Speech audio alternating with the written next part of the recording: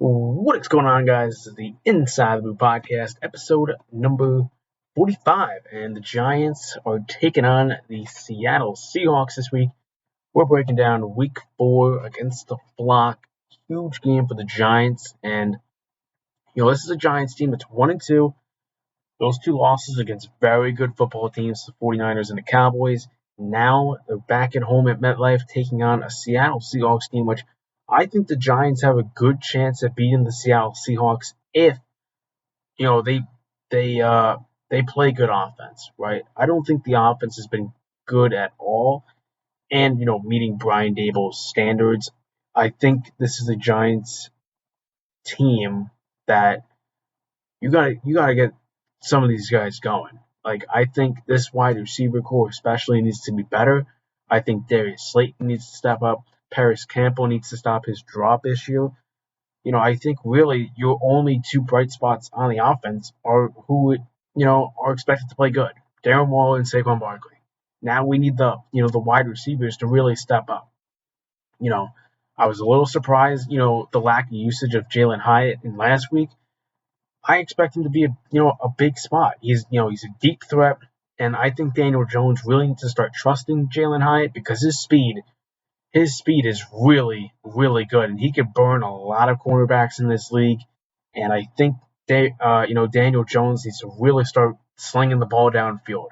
We didn't see much of it in these previous few weeks, but he did sling a very nice ball to Jalen Hyatt against the Cardinals. We need to see more of that out of Daniel Jones. Daniel Jones is a guy you paid $40 million to be your franchise QB, and he has not met his $40 million whatsoever. And yes, has the offensive line not helped him out at all? Yeah, the offensive line has been, probably the worst part of this team this season. And they have to step up as well. No Andrew Thomas this week, so that's another big blow to this offensive line. But I think everybody on that offensive line needs to step up. The defense is getting to Jones, way too fast. Jones is having 3 seconds to throw the ball, and no QB in this league, can throw a good, ball with that, lack of time. And that's probably one of the reasons why, Daniel Jones is so hesitant to throw the ball downfield. But, this is a Seahawks team that, has, allowed, a lot of points this year. I don't think their defense is anywhere close to some of the top defenses in the NFC. I think this is a Giants team that could really take advantage of the Seahawks defense. But also, I think the defense needs to play well, to keep this team in it, right? We need a fast start. The Giants have not gotten off to good starts at all. There's been times this year that they have been down, 20-0, and to the Cardinals, to the Cowboys, and all of that, and they didn't really show life. But obviously in the Cardinals game, they showed some life in that second half. But when you play these really good teams, if you go down 20-0 to say the Bills, the Dolphins, the Cowboys, the Eagles, those are games that are probably a long shot to win that game. You played a Cardinals team that wasn't that isn't even close to the talent to the other teams. So you were honestly expected to win that game against the Cardinals, but you made it a harder win than it had to be. Now you really have to get off to better starts because you have a tough schedule, and if you get behind early and by a lot of points, it's a long shot to win that game. And that's the big thing that I've been stressing about this Giants team is getting off to better starts. The coaching staff has said that. But yeah, everything needs to get better, right? This isn't this is a talented roster, but not talented as the other teams in this NFC, even just the league in general. This is a team that's going to have to fight for their wins and, really just beat them off, the other team's mistakes, right? But, I don't know if Saquon Barkley is playing. I've been seeing some reports from that he's doubtful to play, all that.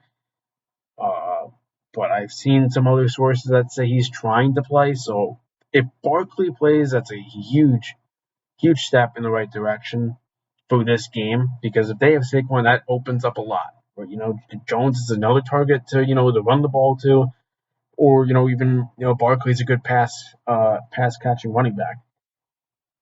But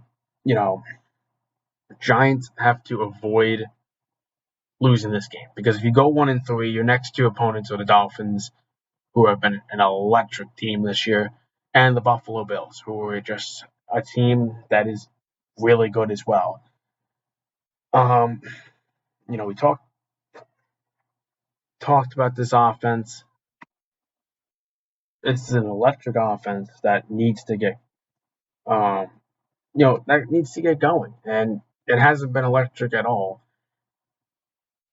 This has kind of been a thing with this Giants receiving core, is that they have a lot of players, but not all of them are really good, right? And that's, a big thing was getting Jones, talented players, right? Give him some more weapons. But thing is, he got more weapons, but I don't necessarily think that they were the right weapons, right? And I'm not saying they're going to blow the draft capital for a wide receiver one. I'm just saying for now, with this talent, I don't know if it's enough to beat these type of high end talent teams, right? Because I see, Isaiah Hodgins hasn't really done much. I've seen Paris Campbell, hasn't really done much. I've seen Darius Slayton, hasn't really done much. So, I think the Giants still need more talent, but I still think this is a winnable game. Another thing is the Giants have only scored 43 points this season. They scored 31 in week 2 against the Cardinals. So, you scored the majority of your points this season against, the Cardinals. You only put up 12 against the 49ers, and you got shut out in week 1. This is just, I say it all the time. This team needs to get more talented, and it's going to take time. I know this is a team that made the playoffs last year and won a round, but they still need more talent, and they still, they're not on the Cowboys level. They're not on the 49ers level. They're not on the Eagles level, right? You don't necessarily have a wide receiver one on this squad. You just have to work with what you got, right? This is a team that has a lot of receivers, and it's also hard to get them going. I'm not saying this is all on the wide receiver part, because the problem is the offensive line hasn't given Jones enough time to throw the ball. And if your offensive line, can't block, you're not going to get any sort of offense going. And that's why the Giants' offense has been poor. And I think the majority of the problem has been the offensive line. If I had to take I feel like most of the blame should be on the offensive line. Yes, has the defense been allowing a lot of points? 100%. But you're also not, giving your team a shot when you're not putting up points as an offense, right? And, how creative they get, it all relies on the offensive line. I think that's been the majority of the issue. And listen, I'm not saying Daniel Jones has been good. He has not been good. But I know this is probably a long shot, but if the wide receiver, I know most of them are on 1-year deals. But is there, is anything brewing for Joe Shane to maybe trade for a wide receiver? I know it's a long shot, and they're probably not going to do it. But maybe that's just a long shot. But, I think anything's on the table for the Giants. They'll, if they feel that they can upgrade and they're not going to have to give up much, I think they do that trade 100%. Right? They gave up the seventh round pick for a guy that they were looking at, in the draft too. Isaiah Simmons. They, there was some projections that the Giants were going to take him, but they ended up going to Andrew Thomas, and now they got both in their squad. And I think Isaiah Simmons has played good. But like I said, this is a game that the Giants need to win. Because I feel like if you lose this week, tonight, if you lose tonight, I don't know if I see this team winning more than 7 games. And I know, I believe my projection was 10 wins. I believe I projected them to go 10-7.